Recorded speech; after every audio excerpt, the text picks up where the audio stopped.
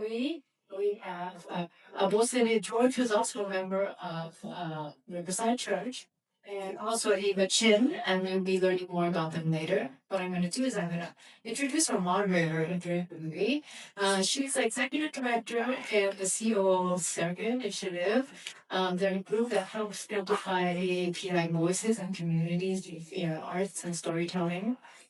Most recently, she was the Assistant Commissioner of Program Services at the New York City Department of Cultural Affairs. And prior to serving with the government, she was the Executive Director of the Asian American Arts Alliance. It's an arts advocacy and cultural equity. It's an arts advocacy and cultural equity for New York City's Pan-Asian multidisciplinary cultural community. She's also the author of the novel Case, and she's also co-editor of an anthology called Time Topography of War, Asian American Essays, for the Asian American Writers Workshop. She's also served on numerous boards, the New York State Council on the Arts, New York State Commission on National Community Service, Bellevue Literary Press, SMU Data Arts, Poets and Writers. She was a writer in residence for the National Book Foundation, and she was awarded artist residencies at Yaddo, McDowell Colony, Jurassic, Hedgebrook, and the Fundación Valparaiso in Spain.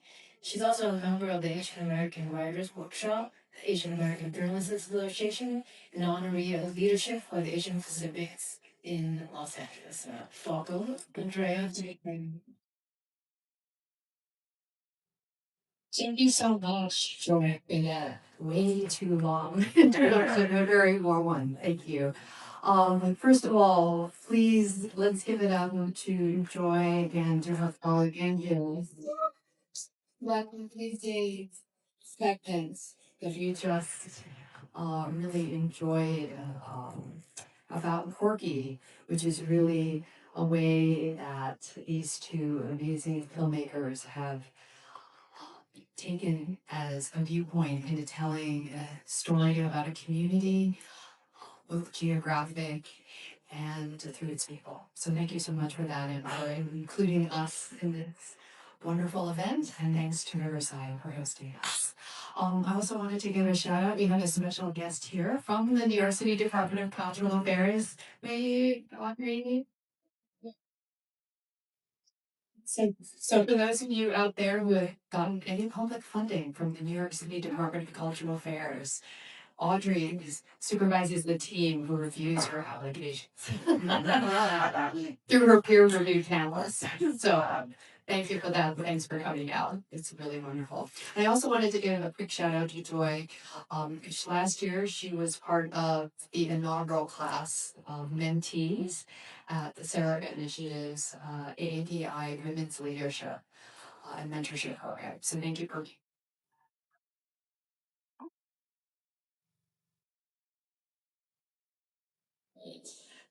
So with that, I'd love to have my colleagues here on this panel introduce themselves.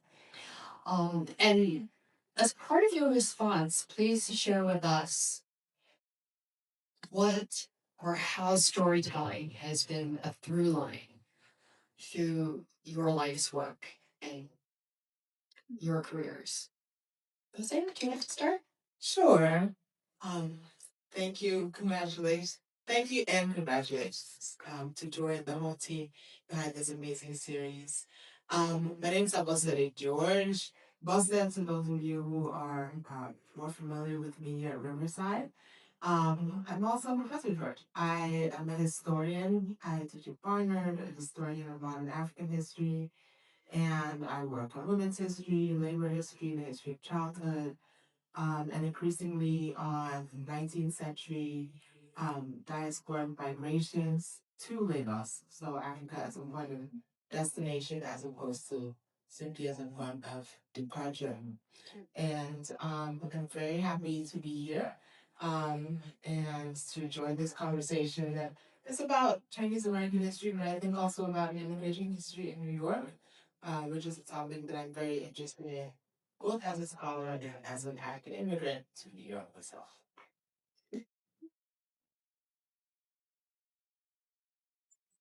I'm not sure if this is on. It almost sounds like it's not. So let's see. Yes. So hi everybody. I am really excited to be here today. It's nice to see so many familiar faces and also new faces to me. I'm Ava Chin. I'm a professor of creative nonfiction, and I'm also at the University of New York. I'm also the head of the American Studies at the CUNY graduate program, the Graduate Center. And storytelling has always been a part of my family's life and part of my life.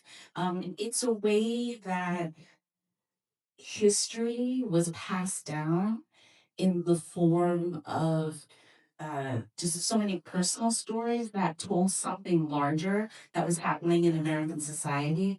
I'm a fifth generation Chinese American New Yorker. My family came here in the 19th century. I'm a descendant, or proud descendant, of a Chinese railroad worker who worked on the nation's transcontinental railroad. Is this kind of echoey? It's okay. All right. So, okay. Some of the earliest stories I heard growing up were about my great great grandfather who came to the country and worked on the railroad. And my grandfather, the grandson of the railroad builder, was filled with so much pride in the work that our ancestor had done to reunite the country after the Civil War, during the early construction, that this was a kind of story that was part of our family legacy. And so, just like Corky, when I was growing up and I saw the official photograph of the Transcontinental Railroad, that completion photograph. I thought, this is complete and utter nonsense. There wasn't a single Chinese face, as you saw in that photograph. And I thought, what is the story that they're actually trying to tell us? And I knew, without actually having the language to say it, that it was a story of erasure. And so that those kernels of stories in my family actually held a greater truth than what was written about in history books that I was learning in grade school in Julia Please. Amazing. Actually, so I saw you in the documentary, when they were Corky is three people together, and there is the reenactment of that photo. Yeah. And there's, panning the crowds, and I saw you there. Can you just share a little bit about what that was like for you personally? I have to say, it was a really deeply moving, incredible moment. So many of us have traveled across country from different parts of the United States, just to be there to represent the contributions of our ancestors. And there were lots of Chinese Americans there who were there just to represent, what other Chinese Americans had done for us. And I will say this too. I had gone to that point and seen that reenactment years before. And I was the only person of color, the only Chinese American at the event. And I remember feeling so lonely, so isolated in that moment. And then years later, I heard that Corky was getting people together, and was going to enact what he called photographic justice. And I thought I had to be there. So I was up there in 2014 when some of the photographs were taken. He continuously brought people there. He didn't do it just once. The last accumulating shot out of 150, there were at least 10,000 people there. And you saw Alan Chin was there, but Corky was still like getting up on his ladder. Um, it, to be able to represent our our our contributions to America and to kind of rewrite that history back into the narrative was something that was so incredibly moving for me as a descendant that I just can't thank Corky enough for having the foresight to do that, but it was so important to bring people together.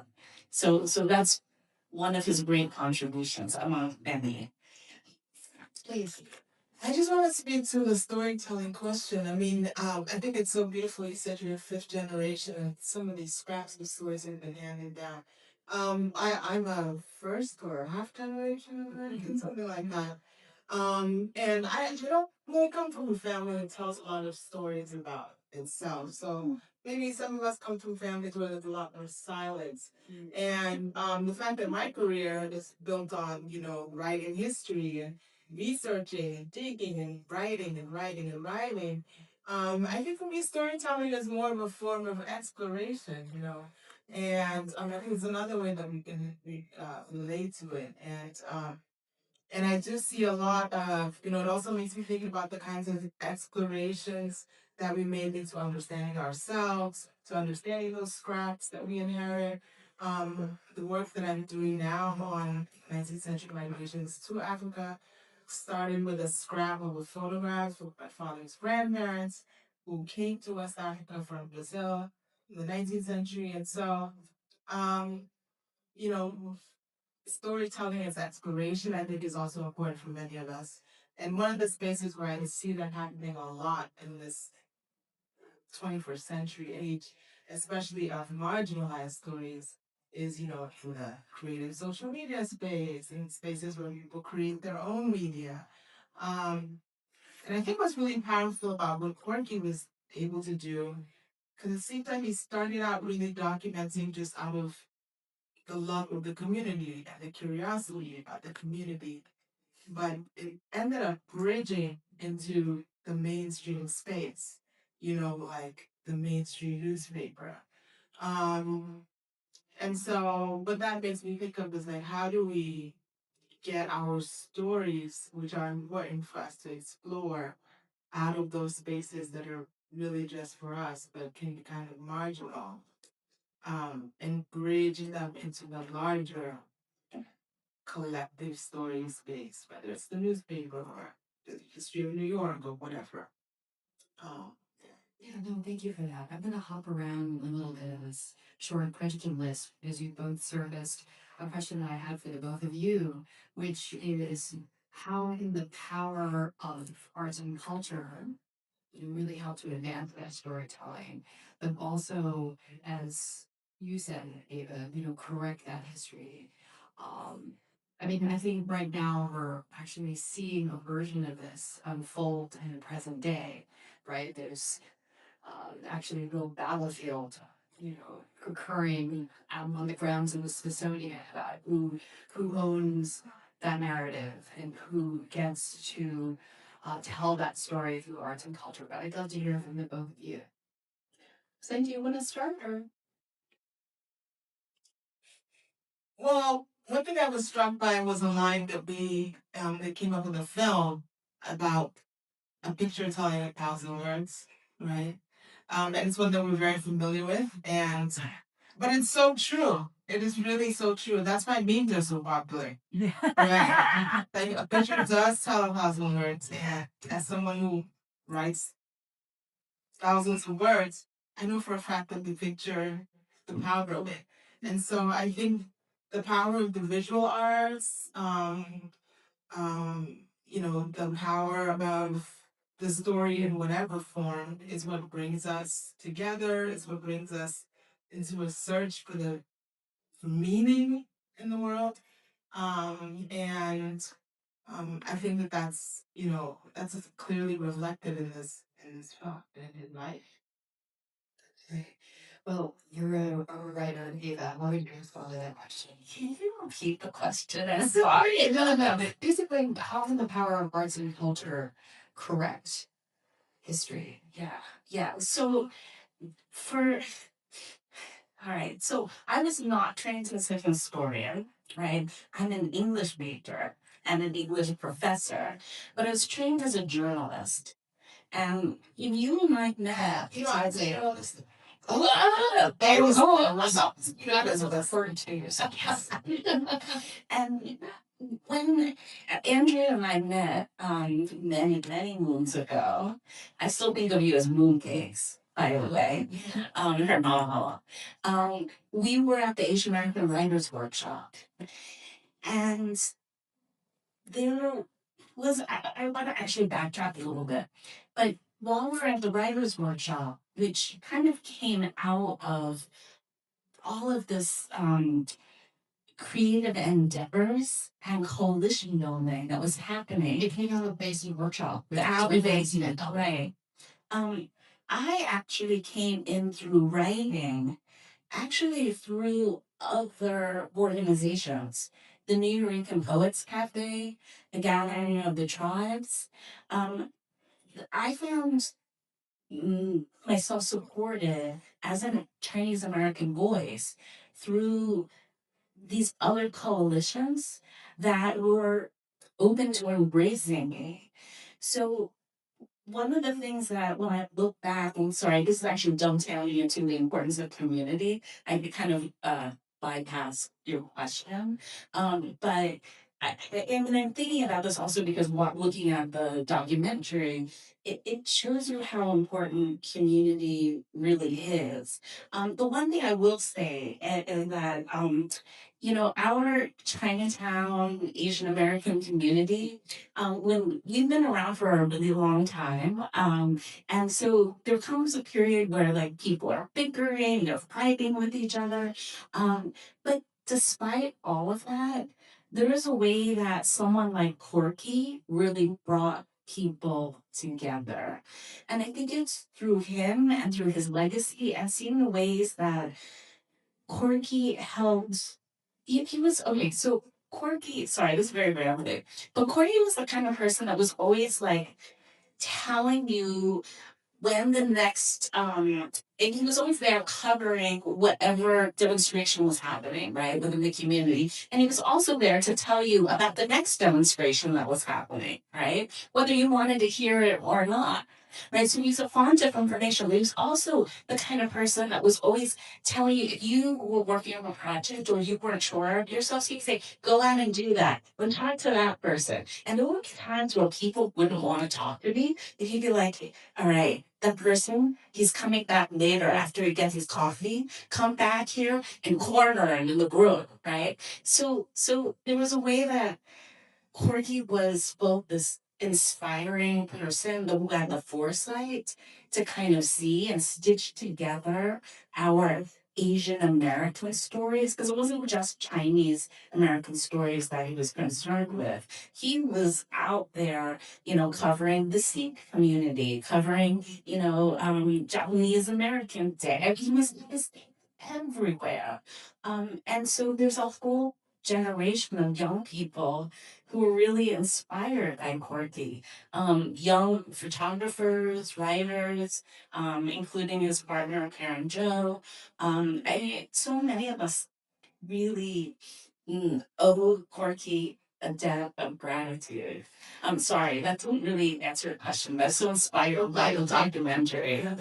That's totally fine. And I do think that you're lifting up uh what Corky did very naturally. You did answer the question, right? Because in that way Holy was the living embodiment of how you can use storytelling, arts, and culture to right the wrongs, right? Because we all know that many times, in fact, most of the time, history belongs to the victor, right? Or has a power. And in Corky, for one, was always willing to seize and reclaim that power, not only for himself, but for his community, right? For the benefit of all of us. Right. And he would say, if you were still alive today, I bet anything he would say to every person who was in the room, like, encourage you to tell your story, right? Or to find out, like, no matter like whatever medium it is, whether it's photography, whether it's visual, well, whether it's written,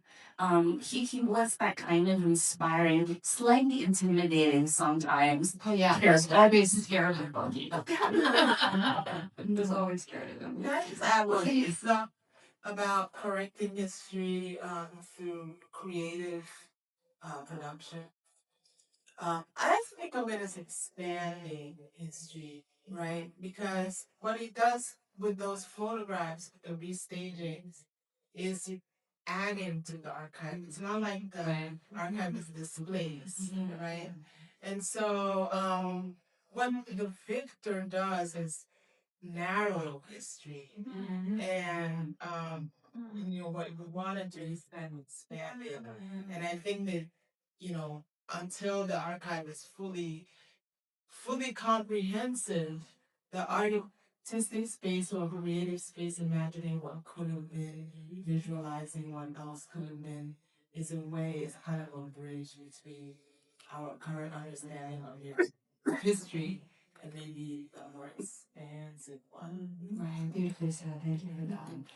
Um, so to lift up what you're saying, well, I know that the theme that is important to the filmmaker to your segment is about that cross community collaboration and cross racial solidarity.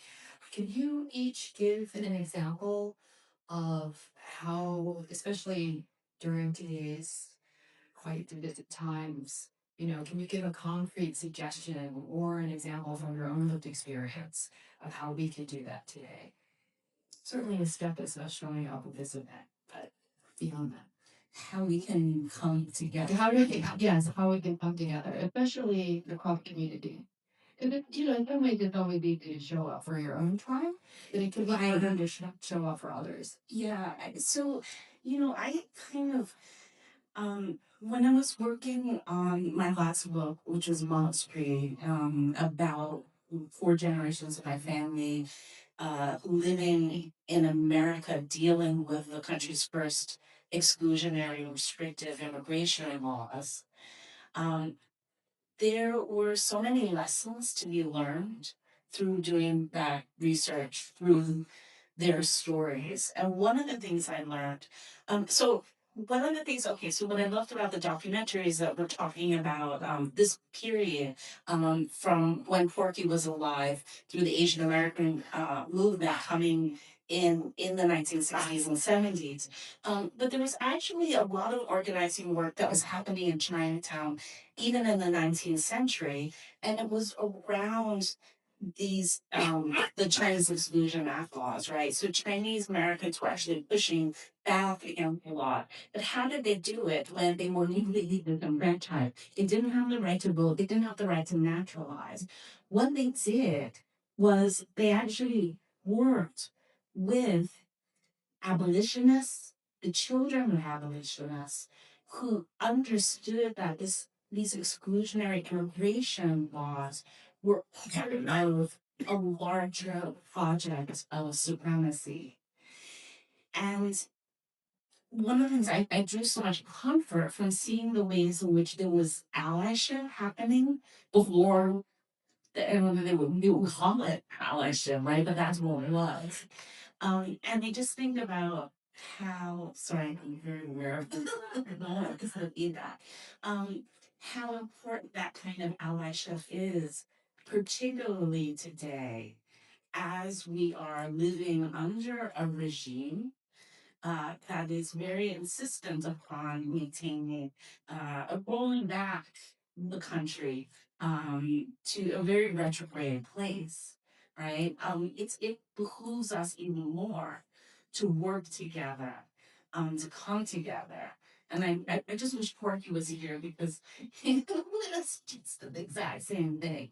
So looking throughout history, there are ways in which people have come together, and if it wasn't for certain white allies that we had on our side, and also African American senators from the South in the 19th century, who spoke out against the racist immigration laws, um, we wouldn't have been able to have as much of a voice. It was still almost an impossible task, right?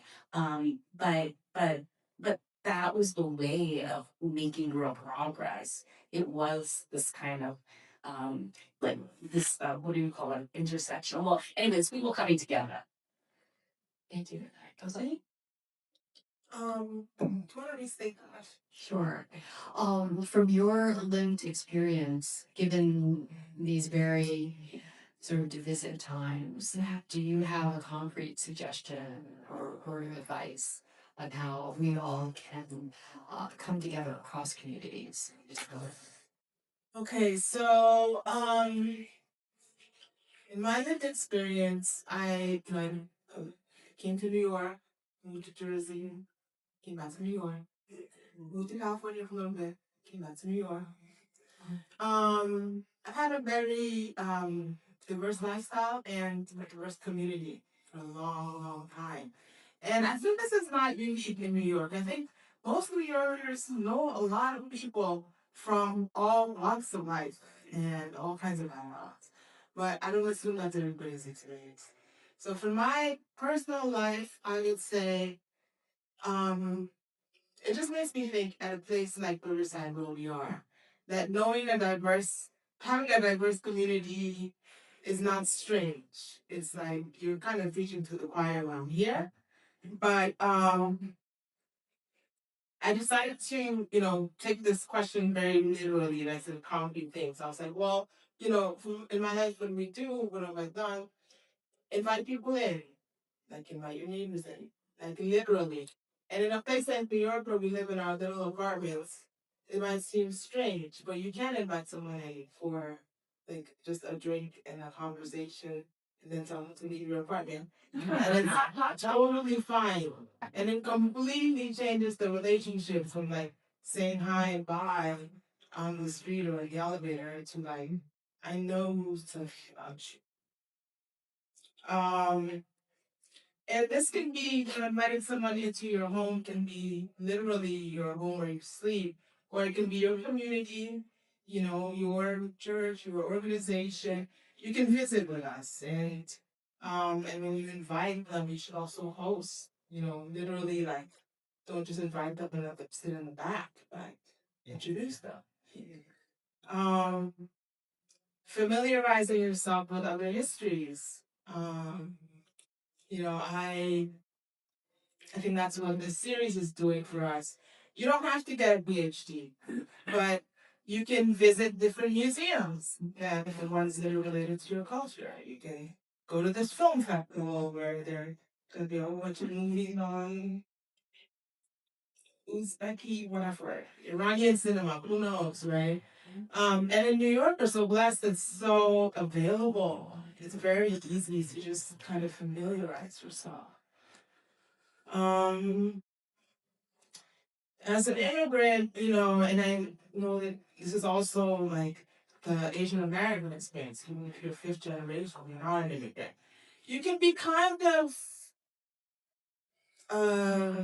filtered, tracked into being a bit of a model minority, a bit different from the others. As an African immigrant, you can experience this, right? Like your class, you don't like the other kids. Maybe you come from a different culture, whatever it is. And to be aware of that kind of and make your children aware that like those social pressures and those social conditioning towards resisting it, right? Towards rejecting it, because it's all built on, kind of divide and rule principle. They're just being selected for a particular slot in a hierarchy that they will never be at the top. So I think that there might have been like an unconsciousness about that in like earlier African immigrant communities, but I think this is something that we really need to um, be self-aware of. And maybe the last thing I would say, given that we're in a friendly political era in New York, and we hope and pray that it will expand throughout the nation, but advocate and support, policies that serve the greater good. And really, study and think and critique yourself within your communities about what the greater good actually is. And I think that, those are some concrete ways, I think that I would, you know, respond to that. That's great. Thank you so much for that. Um, the last question I have prepared for our conversation here is really inspired by a phrase that that you brought up was when we did the proud call for this panel, and that was really we were talking about the body as archive, right? And again, because I'm a word person, I tend to be on the whole very disassociated with my body because I'm always living in my head, which is the occupational answer. Um, but I was really moved by that and really moved by your challenge to us actually to really consider how each of us in our presence, and also I invite all of us in the audience to think about this too, right? Is that each of us is here as a descendant of our ancestors, and our ancestors' sacrifices and our ancestors' dreams and hopes. So to that end, right, I ask the two of you to offer your thoughts on, you know, knowing that and or considering that, what do you see your mandate or your charge right now for this time that we have on Earth as we know it? I think because I'm very fortunate in the sense that because my family has been in New York for so many generations and we lived in the same tenement apartment building in Chinatown on Mott Street for so long, that is the same building where I have my writing studio. In fact, my writing room is in the same room that my grandmother gave birth to my father in. There is this way that I feel like the ancestors are with me all the time. And their stories, I feel like their presence and their stories are always around me. And I was very fortunate when I was in college that I was already thinking of myself as a writer. And I knew that the stories were important.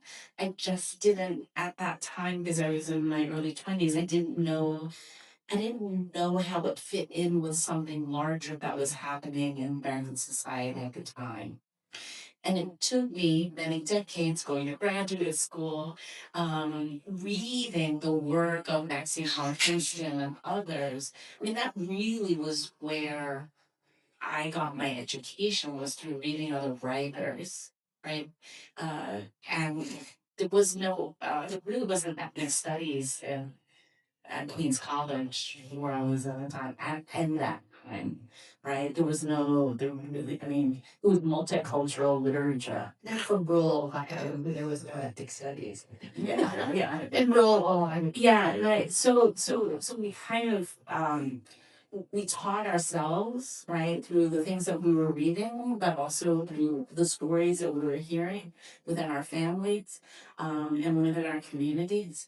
Um, and and I think that what I'm really grateful for is that young 20-something-year-old Ava Chin was interviewing family members before they then passed on decades later.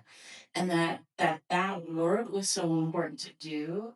And what I would say is that I would encourage everybody in the room to start talking. If you have a story, if there's a family story, a set of secrets that you want to know more about, start asking those questions now. Because at a certain point it will be too late. And these days it's easier to record it as well because you can record on the phone. At the time I had made a cassette recorder, right? But if I hadn't done that work, I wouldn't have been able to do the work that I'm doing now. So those stories are really important to capture, as much as you can. So I feel like that's part of my mandate is to tell these stories, but it's also to encourage other people, because you have important stories too that are not part of the archive that should be part of the archive. I want to definitely second that. I'm also doing family history. So, yes, interview your families and record what you can. The future historians will thank you because it's desperate out here. Um, I was just looking with amazement because you said your writing studio is also where your grandmother It is amazing. and and her family Florida and so on. That's so amazing to be so rooted and so grounded. You're really living in New York or here. Yeah. And I'm someone with a completely opposite experience. My family moved around since I was 4 years old.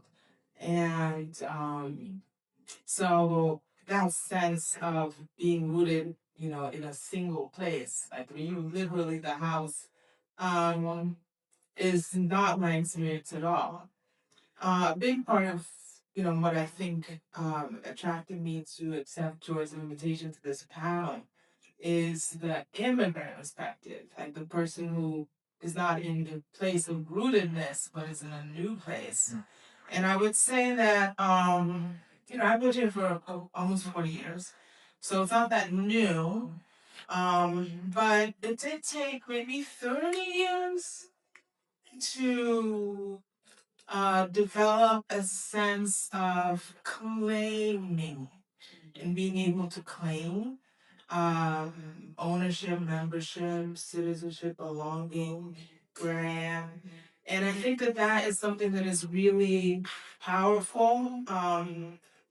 Embracing the being part of a bridge between worlds, but also embracing belonging where you are. It's become a very politicized issue where people are not allowed to belong where they actually are and where they belong.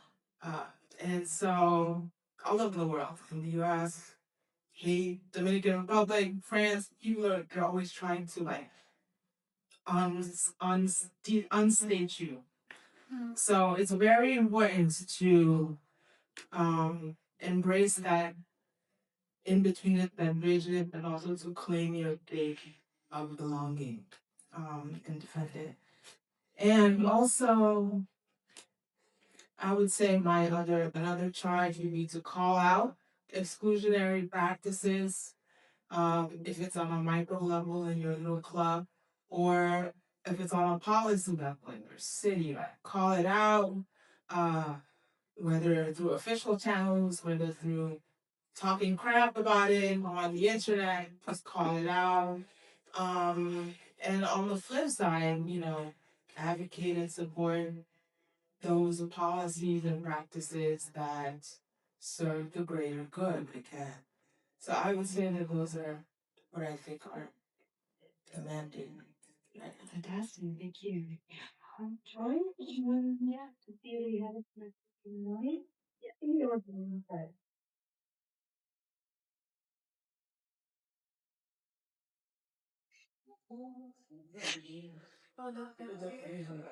Oh, okay. Did anybody have flowers? I have one. You have one? Yes.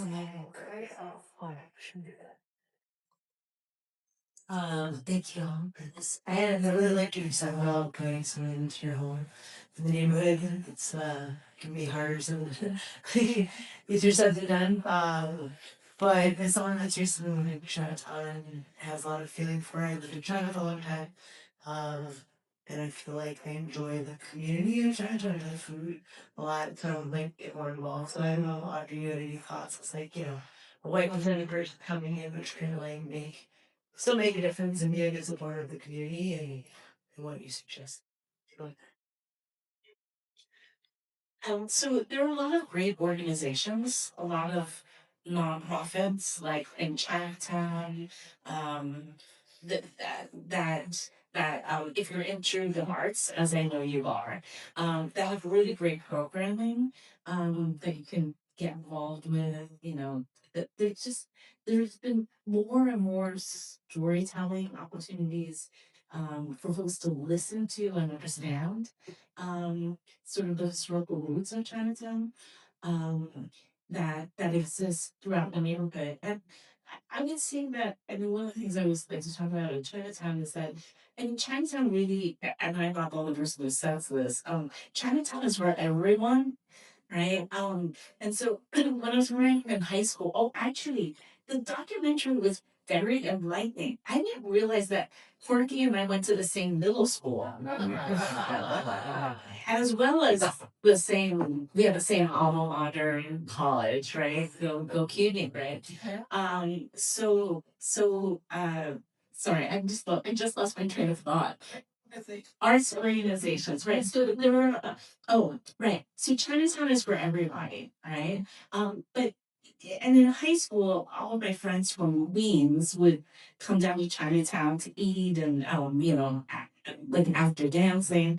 But it was only through doing a lot of digging that I realized that Chinatown is actually a refuge for the earliest Chinese Americans that were fleeing this great persecution that was happening in the American West. There were families like mine that immigrated into the United States twice because we got pushed out. And then the subsequent generation decided to have a go at it as well. So, so, um, so the earliest roots of Chinatown for Chinese Americans is one of refuge. So people, but everybody, comes to Chinatown for culture, for food, for commonality. And anyway, I think Chinatown was the first thing that came to mind. But there are lots of other organizations that are around that I think, you can get on their listserv and find out what they're doing, participate. We have one question over there, right? So I have a question about repainting history using art. Repainting history using art. And I understand that Corky redid this. But my understanding is also that it wasn't just Chinese who constructed the transcontinental railroad. Multiple ethnicities, I'm sure Africans or African Americans, white people, So my point is, if you repaint history in your own eyes, is there a danger of whitewashing just as much as the original visitors did? You couldn't say that because you just spoke about the expansive aspect of. I'll also address that as well, yeah. Yeah, I would say that, I like to think about, when I think about history as a historian, I think about the section of the library. It all works together. They're all pieces of a puzzle.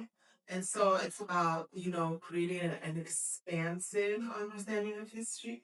And so if you only encounter the one photograph, then uh, then you could see, this another photograph which a completely different depiction. Maybe Corky's photograph was somehow seeking to replace it, or to effect the same, to have the same effect with a different coloring, so to speak.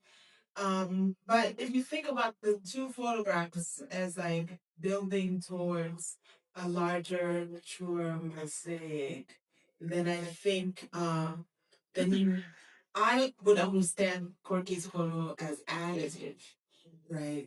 As opposed to seeking to replicate but with a different, like invert something. Uh, Yeah. I would also say that, when you look at the amount of the complexion of the workers in the workforce at the Union Pacific and the Central Pacific, the truth is that Chinese were the majority of the workers, and they worked through the hardest part through the Sierra Nevada. That same part of California that 20 years before stopped the Barnard Party in its tracks, they completed that section in record time. And so all of these stories are ones that are not really told in the history books when you are a kid reading about them in elementary school. So I think a lot of people really like we had our acts up about that. That the mission was so glaring, and so obvious. So Corky putting this photograph together, and right, I mean, there were the what is it? The Union Pacific was mostly Irish workers. There were some freed Black men who participated, who worked and labored. But the great majority of the workers that completed the work in record time were Chinese. Just balance. Oh, interesting for me. I read that it was about 80% of the workforce in the West were Chinese.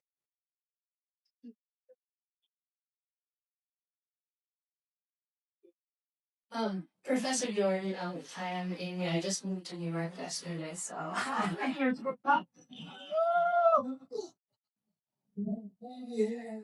for the welcome.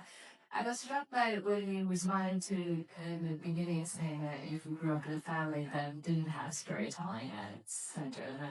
I resonated with that, and it's been a sort of a wish that I had had. I found it like Ava was talking about.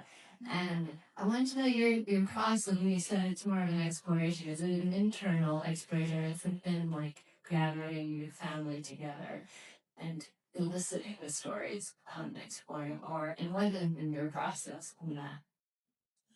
Thank you for that. I think it's definitely been both of an internal exploration and one that starts to extend outside into the family. You know, if you don't have storytelling in your background and you don't have these narratives to tell you about yourself, you have so many questions. And yeah, it starts with kind of with the building burning question inside, and the the cost of asking the question that might be tricky, dangerous, painful to a family member versus the cost of never asking it and never knowing and living forever with a burning, gaping question inside of you.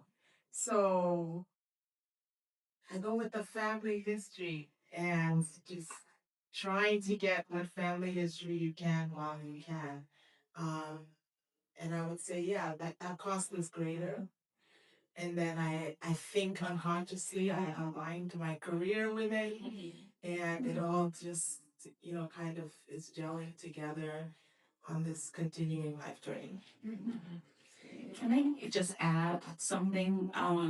So back when I was asking my family members a lot of questions, my grandfather was, when you're Chinese American, if you came in during the exclusion period, you're not undocumented. You're documented under, most people were documented under a false identity. And when I was asking my grandfather questions, it took a long time before they would talk to me about, his status. Because as children, we all know kids, they have no filter.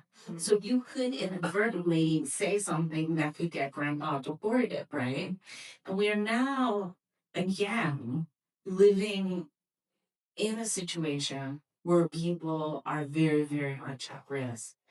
And, you know, about 10 years ago, I used to tell my students whose family members were dreamers, get the story, change the identity of the people that you're writing about, but get the story as much as you can.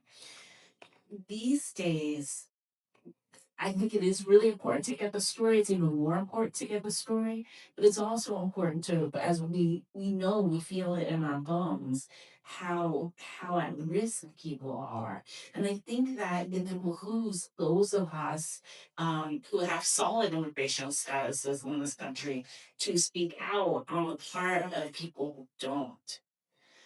So anyway, to talk to family members, one of the things I found that was easiest to get, especially the easiest way to get family members to talk over food, right?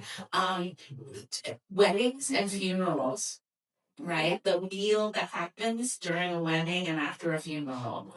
And then to talk to family members when they're surrounded, if you can, when they're surrounded by their peers. So I had uncles who didn't want to talk to me, but when I asked them a question in front of their cousins, they'd be like, come on, tell them the real truth. It wasn't like that. And then they would talk.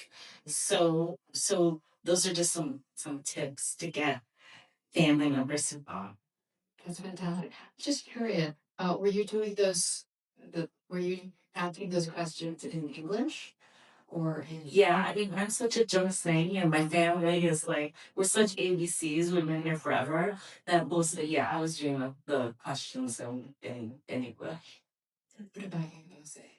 What languages were you speaking with your family members? Um, my family speaks Yoruba. I grew up listening to it and not speaking it. So when I speak it, it's a strange accent. I do ask questions in English, but they can speak in Yoruba because I can understand what they're saying.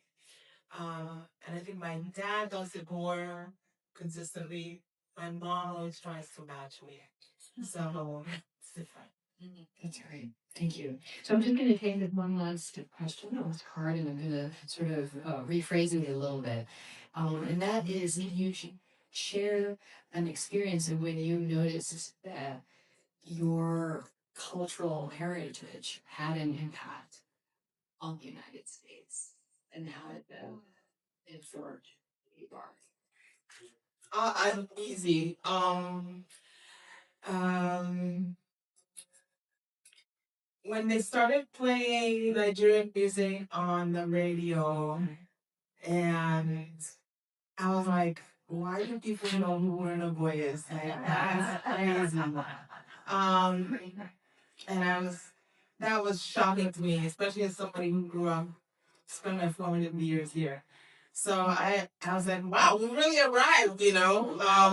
People know our music, they know our popular music, they know what Hollywood is, they have these random characters, people are doing fake Nigerian accents, everybody knows about Jollof Rice and Jollof Wars.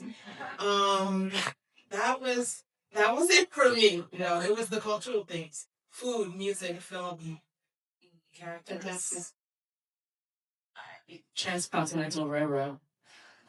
That was it because you went growing up in the 70s and 80s, looking at seeing stories that were about Chinese Americans or just Asian Americans in general. Oftentimes, those actors were played by white people.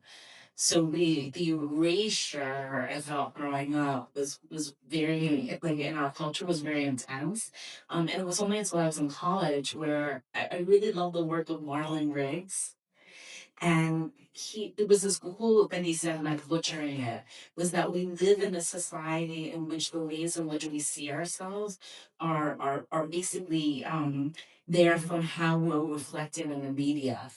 And I took that upon myself as, he did in his phenomenal pioneering work to then try to tell just this part of the story as best I could.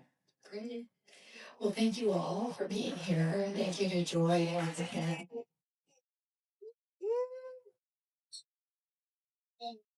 I would encourage all of us to really channel Corky's spirit and show up for others, and embrace each other. Thank you so much.